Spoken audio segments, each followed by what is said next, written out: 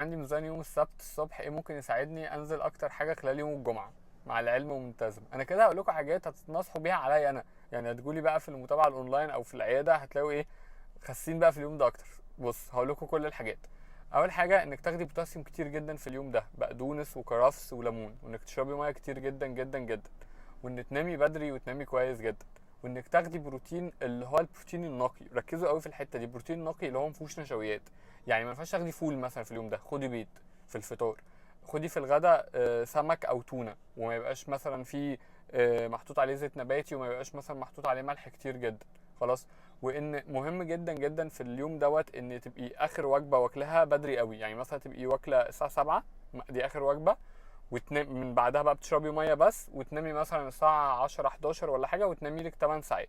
لو عملتي بوتاسيوم وبروتين نقي وظبطتي مواعيد نومك ومواعيد وجباتك اليوم ده بس هيفرق.